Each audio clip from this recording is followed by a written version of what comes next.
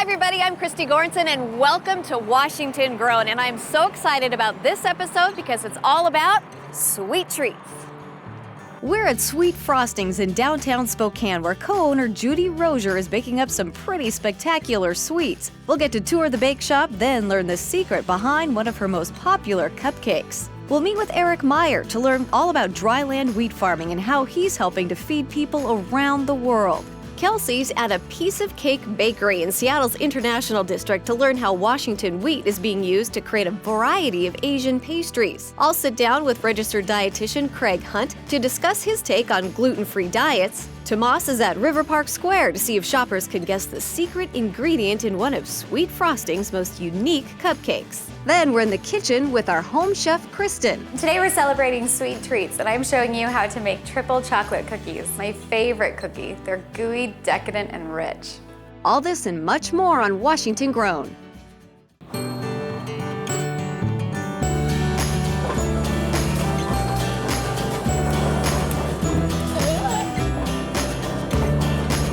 There you go.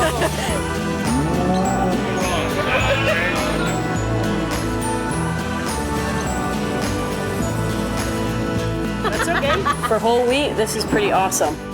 They are so delicious.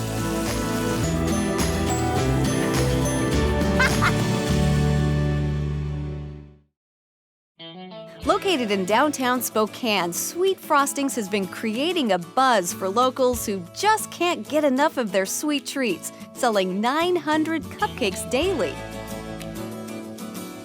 I'm so excited because today I get to meet with co-owner Judy Rozier to learn all about the Blissful Bakeshop. So Judy, what are people going to find when they come into Sweet Frostings? They're going to find amazing cupcakes, delicious cookies. We actually have a baking schedule that changes every day.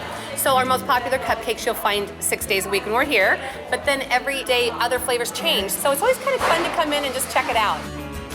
You use top-of-the-line ingredients. Totally. You use local products. Yes. Local flavors. You know, baking requires flour, and there's lots of different kinds of flours, but Washington wheat is in our all-purpose flour as well as our cake flour. So we try to work and support the local economy, the local farmer, as well as trying to work in other ingredients that come just from people here in Spokane. And it makes a difference. It does make a difference.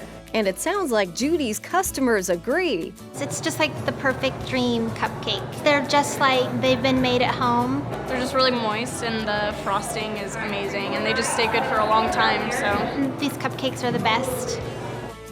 Later in the show, Judy will teach us how to make a fabulous chocolate cupcake with chocolate buttercream icing.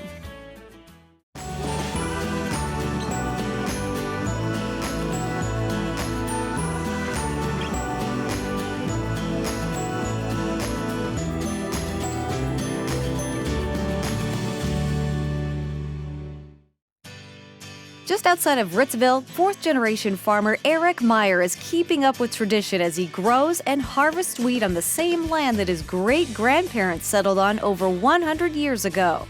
Is all this yours out here? There's 1,500 acres here that we farm. We farm about 6,600. Oh my goodness. Almost 7,000 with the pasture ground. So That is a lot of wheat. it keeps us busy. Yeah, it keeps us does. busy. What kind of wheat is this? This is the club wheat. You notice the fat head, and it's called Brielle. It's a soft white, kind of a specialty wheat. So soft white wheat, what is it usually used for? Soft white wheat is used for a pastry, a cookie flour, not a bread flour at all. I think 85% of it goes across the ocean, the Pacific Rim. It's used for flatbread, sponge cakes. So if 85% of his wheat is sent overseas, where does the rest of it go? Oreo cookies, soft white wheat. Really? Yeah. Right here, Oreo Yep. cookies. Yep, right there. Soft white wheat. Nice. What does that feel like to you as a farmer, knowing that your product is going out, around the world? It's kind of neat. You take a real pride in it. I guess you really take pride in the fact that you raise a quality crop. Being able to deliver a product that the quality is great, that's what you strive for. Like as far as the eye can see, it's wheat. So this is obviously a great area for it, right? Yeah, wheat grows well in this kind of a soil, a light, well-drained soil. Wheat is a cool season cultivar usually, and we usually have those kind of cool springs to help wheat do well. We're too dry to grow anything else. We really are. We're almost like a monocropping system. We run on about anywhere from 8 to 10 inches of rainfall annually right here. As a dryland wheat farmer, Eric relies on the perfect balance of rainfall in order to grow a successful crop. Dryland, I rely on what Mother Nature sends me, maybe some today, I don't know. Yeah. Irrigated guys, they can formulate how much water they put on. So Mother Nature, That's it. all it. That's right, that's right. The rain dance and all that we can do to get some rain. So. Exactly. Unfortunately, Mother Nature has a mind of her own. There never seems to be a rain when you want a rain a lot of times. So Mother Nature is a huge challenge. Rain during harvest season can also cause issues. It doesn't take much rain to stop the harvesting, so if we get a little bit of rain, the straw gets really tough and damp. Can't separate the wheat from the chaff if it gets too damp. I'm always one that loves to have a few days off, so I'm kind of hoping it's going to rain. Yeah. We've been at this a while, so. You're like, Papa needs a break. That's right. Dad needs to chase cows, so. So with all the challenges that Eric faces, what makes him eager to go to work each day? I think it's a lifestyle. There's a lot of pride in what you do here. When my kids were growing up, it allowed me to coach high school baseball. I did that at the varsity level. You can take a day off when you want to. You've got to make up for it for the next day, but the flexibility is good, the lifestyle is really good. And again, with me, I grew up with my grandfather going out to the farm, and it's kind of just instilled in your genes, I guess. I just really always enjoyed it. Now, before I leave, I was determined to get a taste of real farm life, so Eric's son, Zach, offered to give me a ride on one of their combines. So Zach's taken me on my very first combine ride ever. Oh, yeah. While harvesting days can last upwards of 12 hours, something tells me that Zach is enjoying his job. To learn more about wheat farming in Washington, check out our website at washingtongrown.com. Now to discover how some of Eric's wheat may be used in the Pacific Rim, Kelsey's off to the International District in Seattle, Washington to visit a Hong Kong-style bakery, A Piece of Cake. Hey guys, it's Kelsey Cook, and I'm starting to get hungry, so let's see what A Piece of Cake has to offer. From pastries and puffs to fruit-infused cakes, A Piece of Cake Bakery has it all. Today, we'll learn all about what goes into making some of their one-of-a-kind products and how Washington's locally grown ingredients are key. First, I thought I would try my hand at making a sweet potato pastry. I start by rolling out the dough. You make it look so easy. This is not easy. Okay. And then take one of these.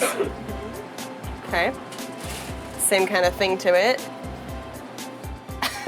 No, nothing like what I'm doing. I'll eat my mistake pastry. Nobody's gonna want mine. Okay, and then fold around it. Oh my gosh. If this was an interview process for me to work here, I think I would be kicked out like 5 minutes ago. You guys seeing this? Look at mine compared to hers. Hers is perfect. Mine looks like I got run over by a car. While I can't quite call myself a professional just yet, I'm definitely not going to let it go to waste. Oh my God. This is so good. And what makes Chinese baked goods and sweets so different from things that we typically see in the US? Well, what I'm saying is like we use the same material and maybe the same flour. So when you eat, especially for the Chinese sponge cake, you can see it's like round like this, you know? Along with pastries, A Piece of Cake Bakery also makes a delicious wonton soup. To create their wonton soup, they first toss the pork-filled wontons into boiling water. After boiling the noodles for a few minutes, we run them under cold water to rinse away any excess starch. Then place them back in the hot water. Now drain the noodles and plate. Follow this with some boiled lettuce, toss in the wontons, and pour in the broth. Then it's ready to eat. This is like cold day not feeling good soup. I can see why you guys are popular. This is cool. So far, I'm in heaven, and from the sound of it, so are the customers. Ingredients are very fresh. In fact, the best ingredients they can buy in the market. And it's delicious, so I come almost every single day, along with the cakes. Their cakes are the best. And what makes their cakes the best? Their cakes, made in the traditional Hong Kong style, are made with far less sugar than what most of us are used to. But they more than make up for that by adding whole fresh and local fruit right into the cake. I'm really struck by how simple like the ingredients are for your cakes and pastries. You were telling me that the sponge cake is really just sugar, flour, butter, correct? And then fruit, whipped cream, and that's it. Yeah, that is the Hong Kong style, and that is the difference between the American bakery and the Chinese bakery. And while they use many local ingredients, including dairy, eggs, and fruit, the key to the recipe is Washington's soft white wheat flour, a popular export to Asian countries. All this talk of cake is making me pretty hungry. Oh my God. So good. So fresh. Very different from an American cake. Like she was saying, a lot less sweet, but you're able to taste the fruit and the other ingredients a lot more easily. I love this. Up next, we're back at Sweet Frostings to learn how to make the perfect chocolate cupcake.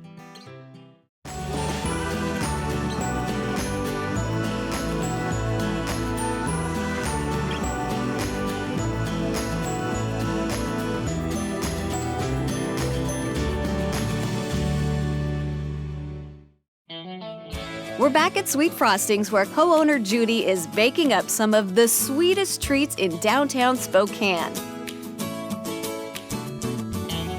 Retiring as a mortgage broker after 20 years, Judy quickly discovered she had a huge passion for baking and opened up Sweet Frostings 1 year and 1 month to the day that she baked her first cupcake. I just loved it. It's not a job to me. It's really something I get to come do every day that I love to do. Well, Judy, your cupcakes here look absolutely perfect. Mine at home do not. Today, Judy's going to teach us the key to a successful cupcake. You know, there are some things in baking that you really need to do, Chris, to keep your ingredients at room temperature and then use really great ingredients. It really does make a difference in the overall product. We start by mixing the dry ingredients together, using Washington wheat, which Judy feels produces a fluffier, lighter cupcake. We've got the dry ingredients all mixed up really well, nice and fine. We're gonna add the wet. That's right. So we're gonna start with our eggs. Then add in oil and whole milk. Whole milk, it has more fat to it, so the end result is a more moist and fluffy product. Makes sense. We slowly add in boiling water. Boiling water takes the cocoa powder and it makes it melt. So you get a really smooth batter. You go very slow doing this because it will jump out at you and it's very hot. We let that mix before moving on to the frosting. Again, most important thing about frosting, butter has to be at room temperature. Milk is at room temperature. And butter. And it has to be butter. Has to be butter. Here at Sweet Frostings, we do not use shortening. We just believe God's flavors are better than man-made, so we're gonna stay with that. Love it. We mix the butter until light and fluffy.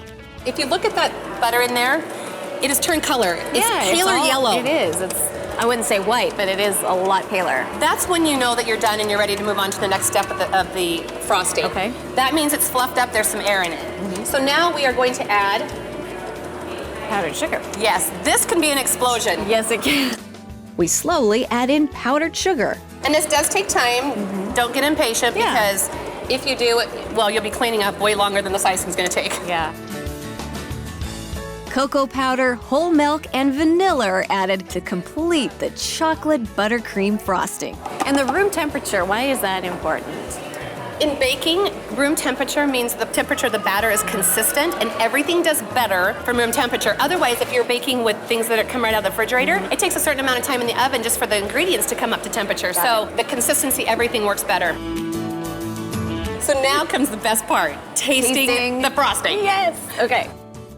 See how light that is and how nice and fluffy? I got a much bigger spoonful than you did. That's because you can afford it, I can't. Oh my gosh. It's so smooth.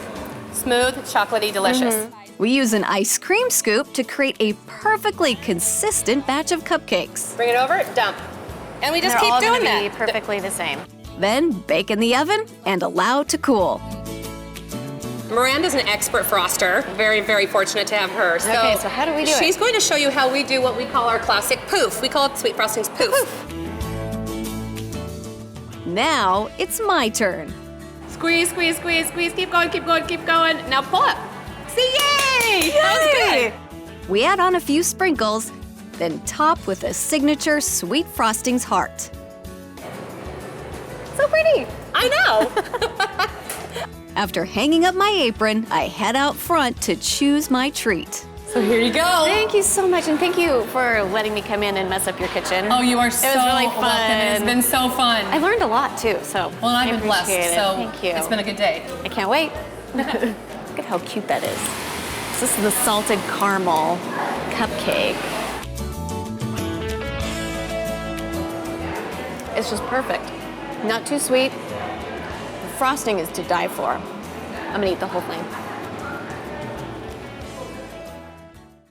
Coming up, I'm with registered dietitian Craig Hunt to discuss gluten-free dieting. Tomas is at River Park Square to see if shoppers can guess the secret ingredient in Sweet Frosting's most unique cupcake.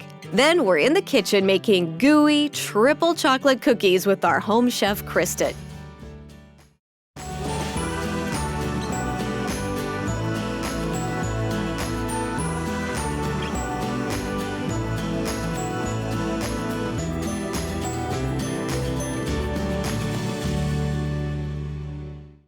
I'm with Craig Hunt, who's a registered dietitian. So there's a lot of talk about gluten these days. A lot of people are going gluten-free, but there's a lot of people who have gluten problems or they can't digest the gluten. Is it safe to eat? Should people be going on gluten-free diets even when they don't have conditions that require them to do so? You know, I think you just pegged it. When you do have a condition, particularly an autoimmune condition, that's where I think it's worth going on a gluten-free diet to kind of test it. Because there are some tests that will tell you whether you're positive or negative for a gluten sensitivity. But a lot of people who have an autoimmune condition, that's where I would recommend that they try it.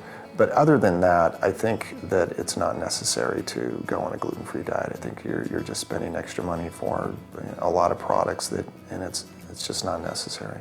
It's not bad to eat wheat. It is not bad to eat wheat. I mean, wheat has a tremendous amount of protein, and if it's whole wheat, you've got fiber and you've got trace minerals. You've got, whether it's breads or whole grain pastas, there's a lot of whole grain products that are available now that weren't available even 5 or 10 years ago. So by consuming those products, you get more fiber, more nutrients in your body. And with a lot of the gluten-free products, they're highly refined. You'll see these rice breads where there's very little fiber. You'll see muffins and cakes and cookies and brownies made from gluten-free. Doesn't mean those products are any better for you. In fact, in a lot of cases, it's a much higher glucose load because you're eating a lot of refined carbohydrates versus just a good old slice of whole grain bread or whole grain pasta. You brought some bread with us, and this is just a good treat to have, not very many calories. This is what you do. I like cinnamon raisin bread, but a lot of people are they're kind of not sure what to do with bread. I think bread is excellent with a sandwich because you can pack in the protein and some vegetables. But where I like this bread is at night, where I'll take a slice of cinnamon raisin bread, put it in the toaster, a little bit of Smart Balance on it, and maybe a little more hint of cinnamon on it. It's just a delicious evening snack, and I like that. And it's better than a big bowl of ice cream. Better than an 800-calorie bowl of ice cream, where, again, you've got a larger container, harder to stop. I know that I can take one slice out and throw that in the toaster and wrap it up and put it away, and I'm not tempted to eat 5 or 6 slices. To learn more about the nutritional benefits of wheat, log on to our website at washingtongrown.com. We're here today at River Park Square in the heart of downtown Spokane, where we're going to put people's taste buds to the test as we present to them a unique flavored cupcake from none other than Sweet Frostings. You guys like cupcakes? We do. Yeah, all right. Great. Well, I have a couple of dandies here from Sweet Frostings here in Spokane. I would love you guys to try these and tell me if you can identify what the flavor is. What are you tasting? What's in that cupcake? Well, of course, chocolate. Of course, chocolate. Of course, chocolate. Toffee, maybe? Vanilla? Okay, hint of vanilla. Mint. Mint. Some mint.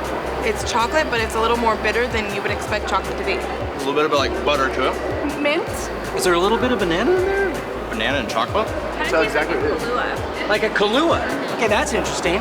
There's a little liqueur. A little liqueur. There's a little liqueur in there. Tastes like chocolate with a buttercream frosting. Okay. I'm getting buttercream. Getting buttercream? The frosting. Okay. Vanilla. Let me taste it again. Yeah, taste it again. It's really good. I don't know, yummy goodness. All their cupcakes have that ingredient in it, so you nailed that. amaretto. I mean, it's kind of a little extra flavoring. Oh, it tastes like bread almost. I have no idea. I bet when I tell you, immediately your tongue will tell your brain, duh. Yeah. Well, let me tell you what you got there. Tell You me. have got their stout cupcake made with a stout beer. And the frosting is made with an Irish cream. Irish cream. So, Irish cream. there you go. There it She is. knows her liqueurs. You nailed it. It's made with stout beer. Oh yes. Okay. And an Irish cream frosting. I can see the Irish cream. That resonates now that it's all settling in. It's pretty good. And I need like a bigger one. Exactly. That's good stuff, huh? Good? Oh, it's wonderful. This is a cupcake experience, actually. Exactly. It is. Deliciousness, an explosion of deliciousness on my taste palates. I really love. I would never have guessed the beer. The Irish cream makes sense to me now that I think about it, but wow, that's amazing. Isn't that a good cupcake? That's so good. Wow. Is that nice? It is. It is. Great cupcake. Isn't they good? It's really You'd good. never know it was made with stout beer. I definitely approve of the stout beer. Check out recipes and more on our website at washingtongrown.com.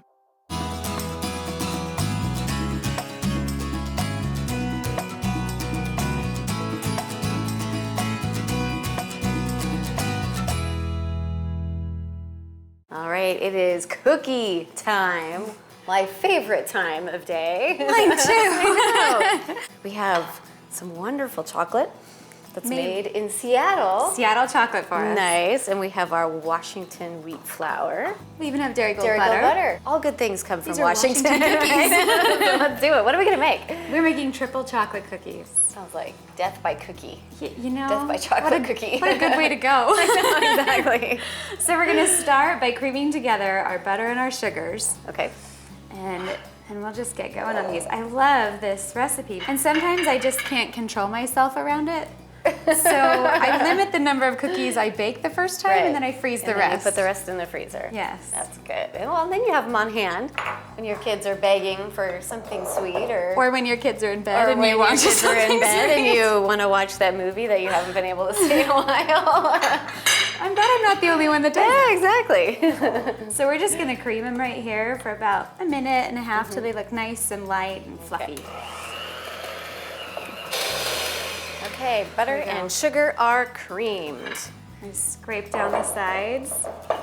So you make your kids sing ABC song if they're impatient for cookies? If they're impatient for Is that what cookies, you I make said? them sing the ABC I love song. that. And if they can do it backwards, they get 2 cookies. My goodness, and that's hard. That's hard to do. I'm not gonna try that. I may sing the ABCs though. Maybe I As should we- have you do that to get your cookie.